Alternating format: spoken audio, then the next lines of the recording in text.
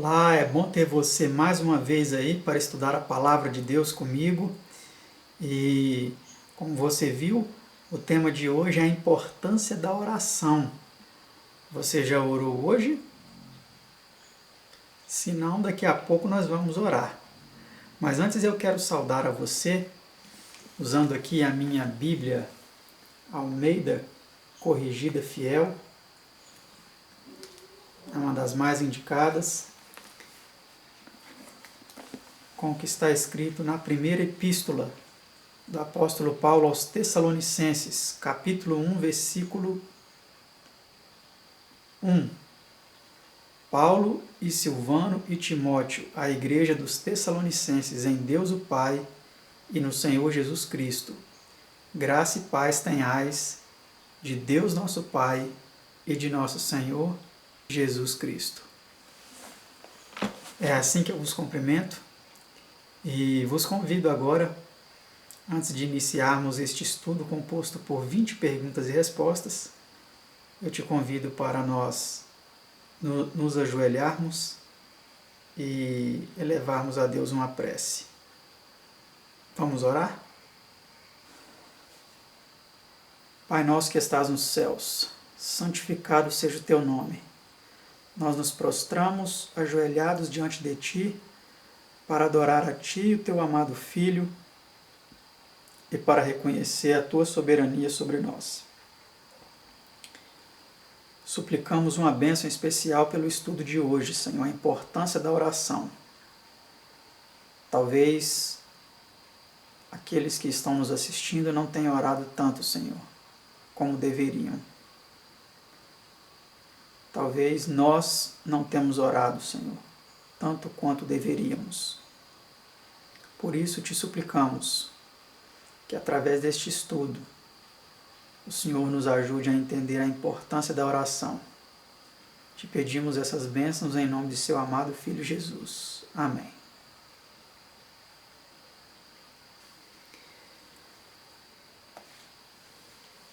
Vamos então ver o que a Bíblia tem a nos dizer sobre a importância da oração, não é mesmo? A oração, ela é um dos requisitos essenciais da vida do cristão.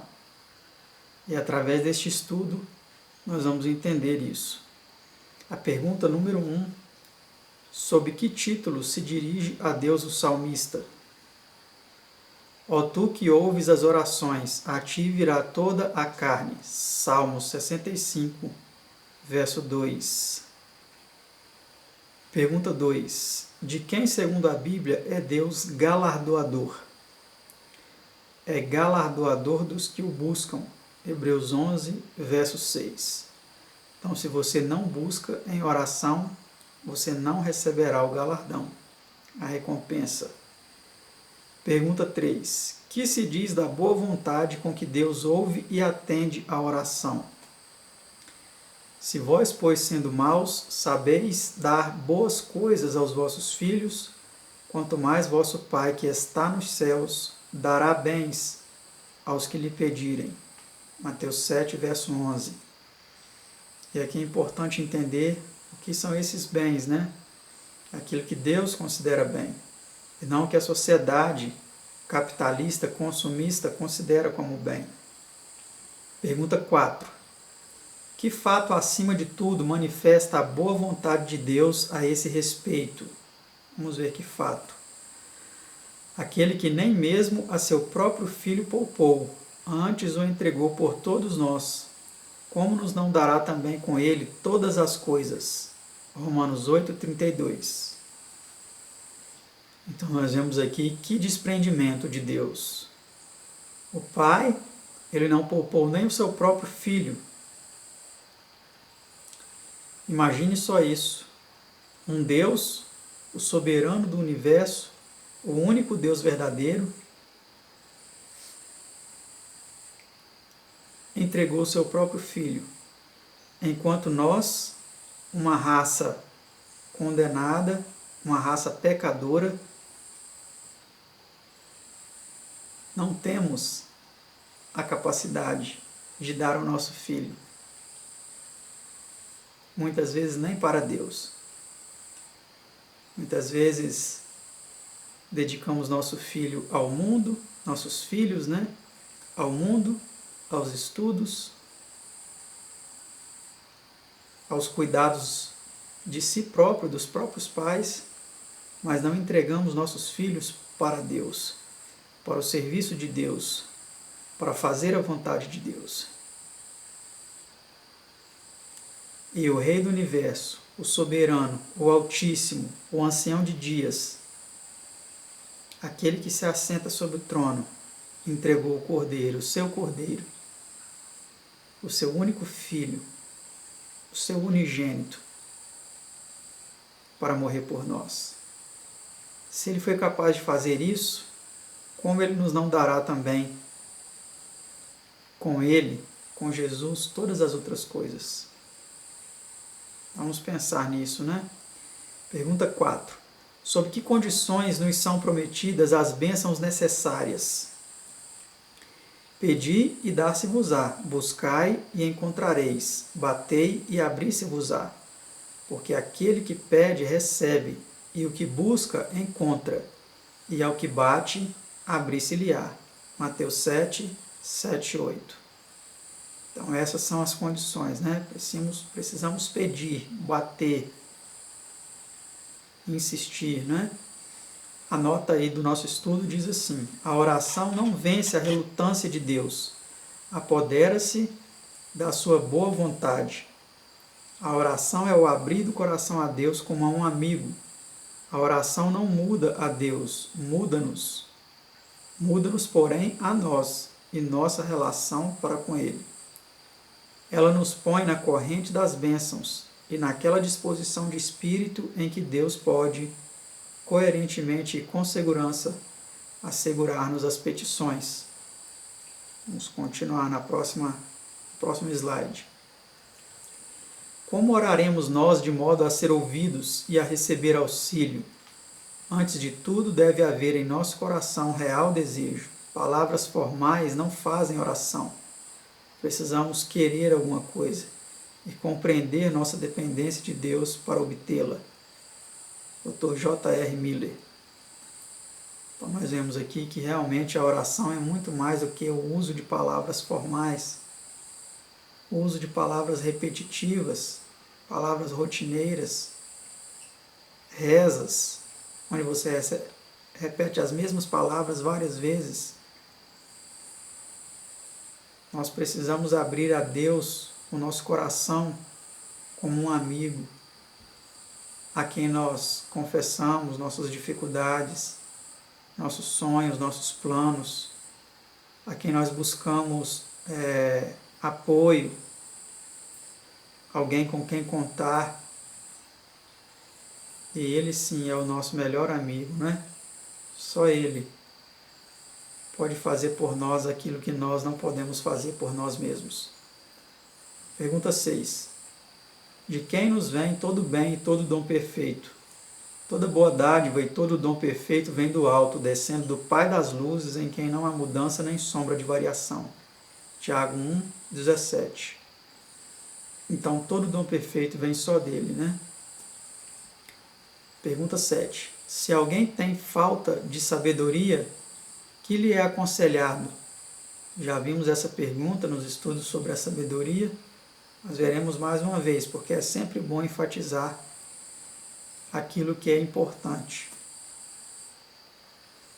E nesse caso, o que é mais importante, Tiago 1,5 diz: e se algum de vós tem falta de sabedoria, peça a Deus, que a todos dá liberalmente, e o não lança em rosto, e ser-lhe-á dada. Tem você pedido a Deus sabedoria? Ou você tem pedido bens, posses, um emprego, dinheiro? Porque se você pedir o principal, a sabedoria, todas as outras coisas serão acrescentadas, Vamos para a pergunta 8. Para receber, como é preciso pedir? Peça, porém, com fé, em nada duvidando, porque o que duvida é semelhante à onda do mar que é levada pelo vento, lançada de uma para outra parte. Não pense tal homem que receberá do Senhor alguma coisa. Tiago 1, 6 e 7. A oração é a chave nas mãos da fé para abrir os tesouros celestes, onde se acham acumulados os ilimitados recursos da onipotência. Será que você tem usado essa chave? Ou você não conhece essa chave? Ou você está trancado em um mundo de ilusões, em um mundo de crenças, de dogmas, de rotinas religiosas, subjugado por líderes religiosos, em uma prisão religiosa, não está utilizando dessa chave para ir diretamente àquele que pode lhe conceder todo bem, todo dom perfeito, suprir todas as suas necessidades. Pense nisso. Pergunta 9. Em que condições não atenderá o Senhor à oração? Vejamos. Se eu atender a iniquidade no meu coração, o Senhor não me ouvirá. Salmo 66, 18, Isaías 59, 1 e 2, Tiago 4, verso 3. Se você estiver mantendo em sua vida algum pecado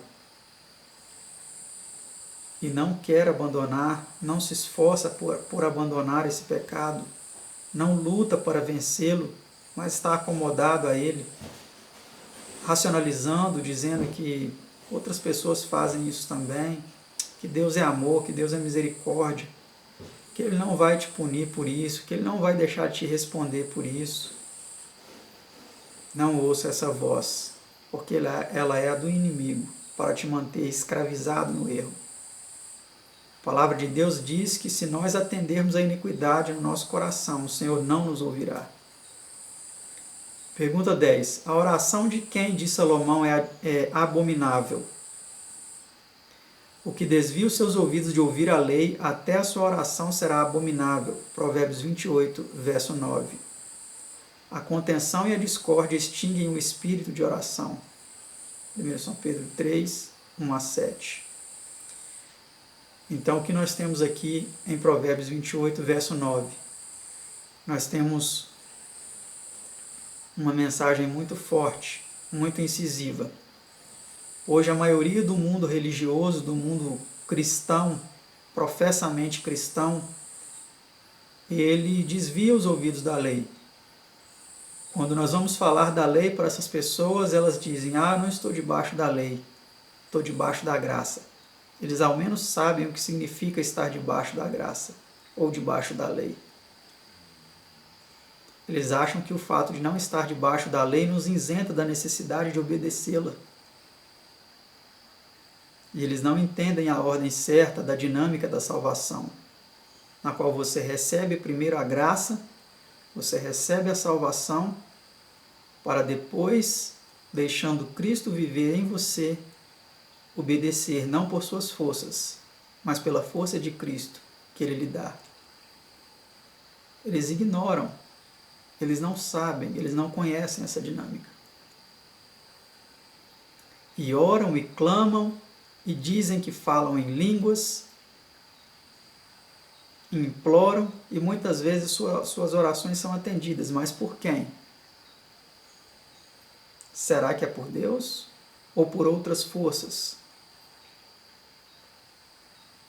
que estão tentando mantê-lo nessa ilusão? Vamos adiante para a pergunta 11. Que disse Cristo quanto à oração particular? Mas tu, quando orares, entra no teu aposento e, fechando a tua porta, ora a teu Pai que está em oculto, e teu Pai que vê secretamente te recompensará. Mateus 6, verso 6. Então, aqui nós temos também mais uma orientação importante, né? Orar na igreja é muito fácil. Mas será que as mesmas pessoas que estão orando na igreja e ostentando uma vida religiosa, será que em casa eles estão orando? Será que dentro dos seus aposentos eles estão orando? Fica a reflexão. Pergunta 12. A que lugar se retirava Jesus para a devoção particular? E despedida a multidão, subiu ao monte para orar à parte, e chegada já a tarde, estava ali só. Mateus 14, 23. Então Jesus orava no monte, né? Hoje muitas pessoas também oram nos montes. Pergunta 13. Por quem nos ensinou Cristo a orar? Eu, porém, vos digo, amai a vossos inimigos, bendizei os que vos maldizem, fazei bem aos que vos odeiam, e orai pelos que vos maltratam e vos perseguem, para que sejais filhos do vosso Pai que está nos céus. Mateus 5,44. Não nos é possível odiar aqueles por quem oramos. Aqui nós encontramos uma verdade que a maioria do pretenso mundo cristão não está disposta a seguir. A maioria do pretenso mundo cristão acalenta ódio pelos seus inimigos e ora a Deus para que Deus puna os seus inimigos. Já vi vídeos de pastores pronunciando maldições sobre inimigos, sobre pessoas que os caluniaram.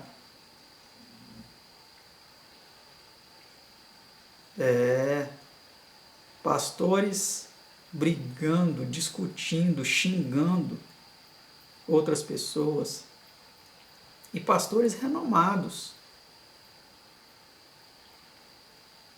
E o mais incrível é que muitas das ovelhas desses pastores continuam seguindo esses pastores. Será que eles não estão lendo as Escrituras por si mesmos para aprender que nós temos que bendizer os que nos maldizem, ou seja, falar bem dos que falam mal de nós, fazer bem aos que nos odeiam e orar pelos que nos maltratam e nos perseguem, para que nós sejamos filhos do nosso Pai que está no céu. Aqui há uma condição. Não basta você ir a uma igreja e falar que é filho de Deus se você não está fazendo aqui. Para você ser filho do Pai Celestial, você precisa fazer tudo isso aqui. Se você ainda não conseguiu, que Deus o ajude para que você consiga. E para que nós pratiquemos tudo isso que nós lemos aqui agora. Vamos então para a pergunta 14. Que nos cumpre fazer ao orar a fim de sermos perdoados? E quando estiverdes orando, perdoai, se tendes alguma coisa contra alguém, para que vosso Pai que está nos céus vos perdoe as vossas ofensas. Marcos 11, 25. Aqui há outro problema, né? Não adianta você pedir perdão a Deus se você não perdoa o seu próximo.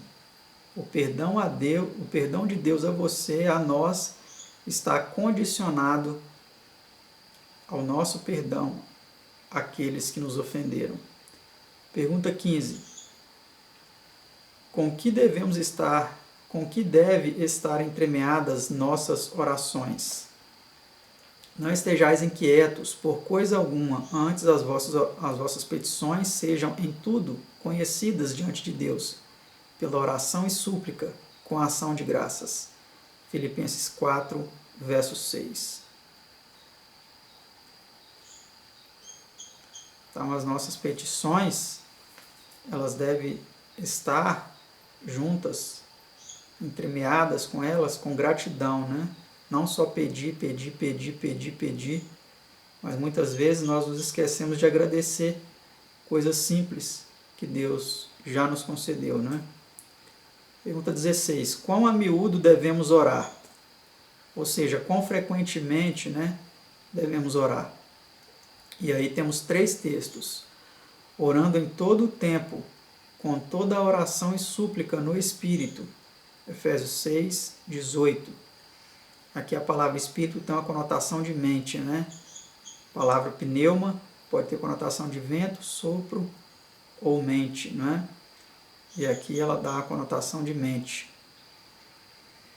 Orai sem cessar, 1 Tessalonicenses 5,17. E o próximo texto, cada dia te bendirei e louvarei o teu nome pelos séculos dos séculos. Salmo 145, verso 2.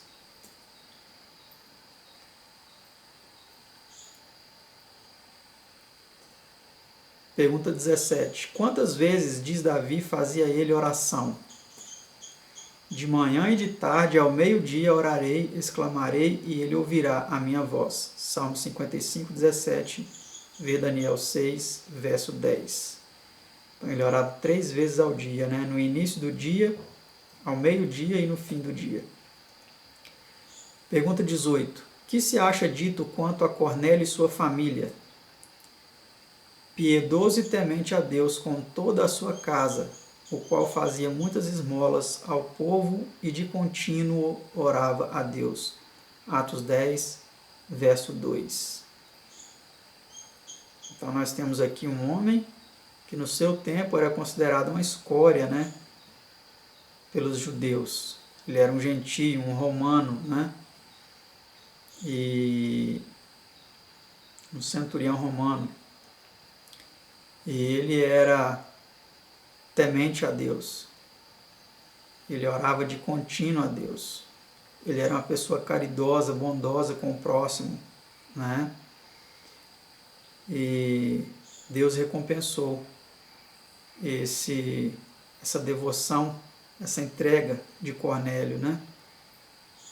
E enviou um anjo para falar com ele. E Pedro foi levado a Cornélio, né, para que ele fosse batizado, e toda a sua família foi batizada, né, em nome de Jesus. Se converteram, melhor, apenas selaram, né, a sua conversão, porque eles já eram convertidos. Pergunta 19, penúltima. Em nome de quem nos ensinou Cristo a orar? E tudo quanto pedirdes em meu nome, eu o farei. João 14, verso 13. Então nós devemos orar em nome de Jesus. Nós não devemos orar em nome do Pai, do Filho e do Espírito Santo. Essa oração não é ensinada na Bíblia em local algum. Toda oração deve ser feita em nome de Jesus. Pergunta 20. Por que atendeu o injusto juiz à súplica da viúva? Ainda que não temo a Deus nem respeito os homens, todavia, como esta viúva me molesta, hei de fazer-lhe justiça, para que enfim não volte e me importune muito. Lucas 18, 4 e 5. Nota, a lição da parábola é o dever de orar sempre e nunca desfalecer. Lucas 18, 1. Se esta mulher, por sua persistência em pedir, obteve o que pedia de um homem como esse, certamente Deus, que é justo, atenderá às fervorosas persistentes orações de seu povo, embora a resposta seja longamente retardada. Então, se você está orando há muito tempo por algo, não desanime. Se você está orando por uma mudança, você quer mudar de onde você está, você quer viver uma vida mais tranquila, mais calma com Deus, no campo, no lugar reservado, não desanime. Se você está orando a Deus por mais recursos financeiros para ter uma vida digna, não desanime, persista, faça a sua parte e ore e busque a Deus.